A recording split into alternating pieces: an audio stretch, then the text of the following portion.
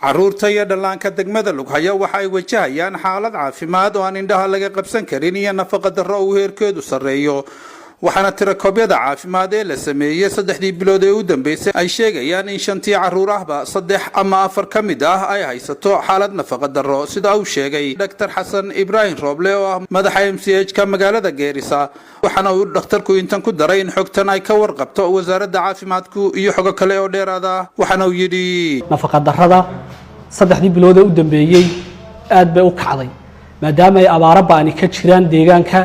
nafaqadu hadda marka aad 5 ciyaaleed miisaanta ama baad ka eegto xaaladooda nafaqo darro 3 ama 4 baa noqonaya nafaqo darro marka halkan waxaan sheegaynaa inay aad u kacsan tahay kulli wasaaradda caafimaadkuna way la socotaa abaaraha iyo nafaqo darrada aadka u kordhaysada markaas nafaqo darrada qaybta OTB-ga ama severe malnutrition-ka loo yaqaano waxaan gudbinay ilaa dhowr iyo 60 in ka badan oo qolada safiirka sidoo kale SC-gana saasoo kale isna wax loo gudbiyay ilaa 10 qof oo markay caanaha noqdaan ama safiirka si liita ay noqdaan qolo iyaguna waxa jira TSF-ya oo aan siin jirnay buskudka bilahan u dambeeyay laakiin aanan bishan 6 iyo 5 aanan 7 aanan siinin oo iyaguna aad u sareeyo oo ilaa 100 ku dhawaad gudbinaynay ama nafaqada dhaxdhaxaadka ta loo yaqaano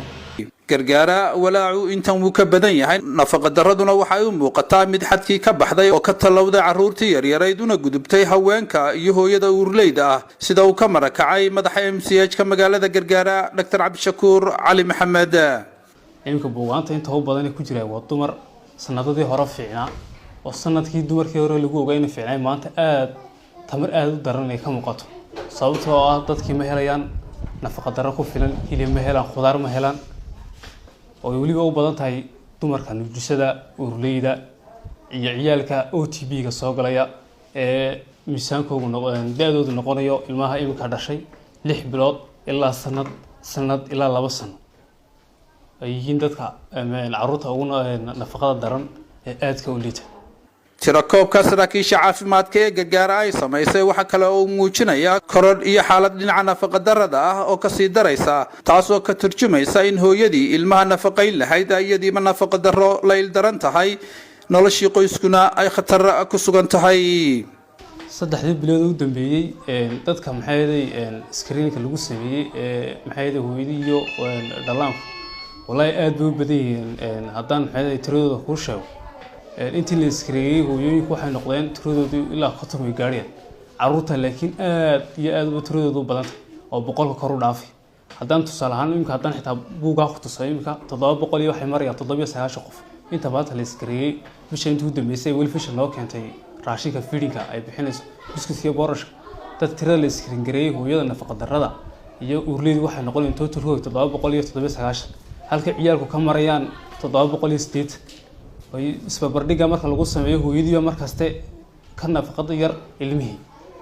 daadaasna waxa u dhaxaysan waa 6 bilood ilaa sanad ilaa 2 sano ee u dhaxaysa caruurta nafaqada darradii ee jooga Dr. Cabdishakuur oo hadalka sii wata ayaa hoosta ka xariiqay deegaanada ay dadka ugu badan ee dumarka iyo caruurta ah ay nafaqo darradu haleeshay ay ka imanayaan waxana uu yiri culayseedana uu keentay tuuladii Gargaara hareerihiga laga imanaya Tooroboora laga imanaya hulka laga imanaya tuurka laga imanaya ballayba laga imanaya hudhaxul laga imanaya ilaa meelo dhaadheer ba laga imanaya meelaha abaaru aad ka sameey faahiyo kale ugu cundaalo dadkaas dhan aad bay ugu xireen MCH dawo ku filan xitaa meesha ma helayaan maroo boorashka ka go'ayo biskudka ka go'ayo tirada biskudka yar boorashka yar dadkii lama wada gaarsiin karay dadkiina waxay doonayeen inay quutaan boorashkan nafka dayaan ciyaalka nafaqo darrada hayso ay maxay saamiso iyadoo hooyadii soo lugaysay maanta haddana boorashka go'o caqabad intii leeyahay nagu haynaysa marka hay'adana waxaan sheegnay biskudka nala soo kordhiyo boorashka nala soo kordhiyo wixii kaalme ee xitaa dawooyina aad loo soo gaarsiinayaan jecel garbal dadar la fahanteedu walwalka nafaqo darrada iyo walaaca kulamaan way la qabtaa deegaanada kale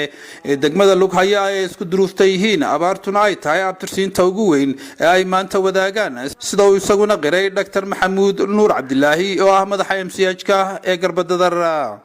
heerka nafaqo darrada dhexe ee waxa weeyaan ilaa 300 way 3 bilood u dambeeyay 300 qof heerka nafaqo darrada aad ka u darana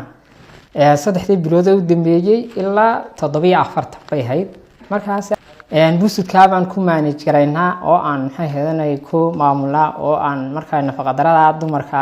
caruurta aad ka nafaqa daran sidoo kale dumarkuna nafaqa daro xoog iyaga laftirkooda way leeyihiin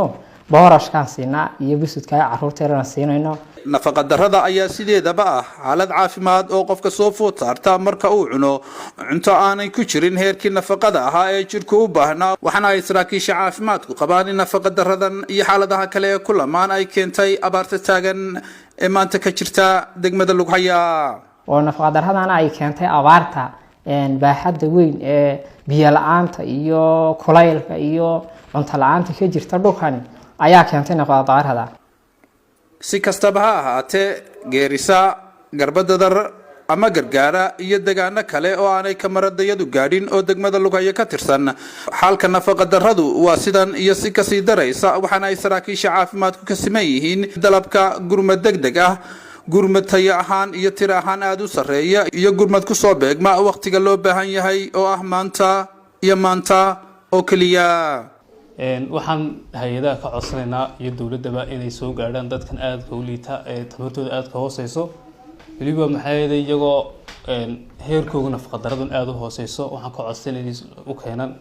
ciyaalku waxay u badan yihiin ciyaal OTB noqday iyo TSP noqday dumarkiina ay noqdeen maxay hooyadiina noqotay hooyadii nujisadii iyo urleydiina ay aad u liitaan ay tamartoodina hooseyso waxaan ka codsanaynaa soo gaarsiiyaan xaaladda